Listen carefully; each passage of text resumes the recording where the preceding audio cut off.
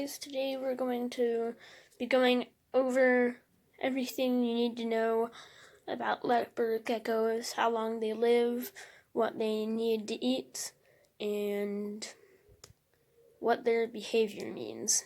Okay, so first thing I'm going to be going over is, oh, look at him. My leopard gecko specifically, I named mine Cheetah because he has the design of a cheetah. Hi, cheetah. Anyway, leopard geckos tend to live around 15 years. I got my lizard. We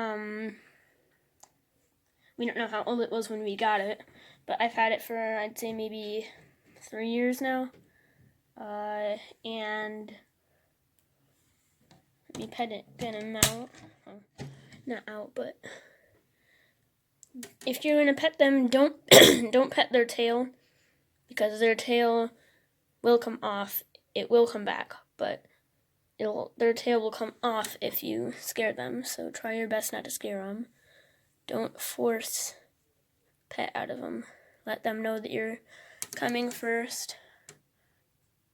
Now that they know that, you can then pet them. Mine specifically likes chin rubs. He likes chin rubs in the morning the most right now. Another thing is that they do not sleep at night like we do. They are awake during night and sleep most of the day. The only reason he's out right now is because I was making noise. And they eat crickets, and they will eat mealworms, but mine likes crickets more than mealworms. And this calcium,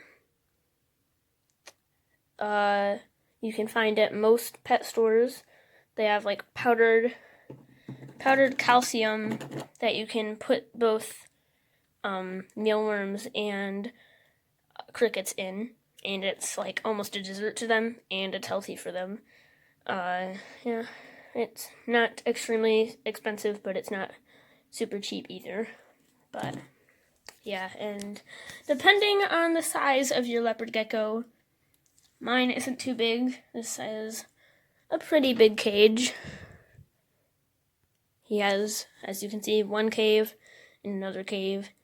That over there, we get dried mealworms sometimes to put in there. And this is his water dish. For water for the leopard gecko, you want to give them you want to keep the water thing full at all times, because they are cold-blooded, and sometimes mine doesn't. I don't see him drink it often. Obviously, I'm asleep when he's awake most of the time. But I very rarely see him drink it. Most of the time he goes in there to cool off a little bit. And speaking of them being cold-blooded, you'll need a heat lamp for them. The actual lamp part you will have to buy, and it is, not gonna lie, pretty expensive, and for me it's about every 6 months the light bulb in it will go out and you'll have to buy a new light bulb, but the light bulbs themselves are very expensive. Try to clean their cage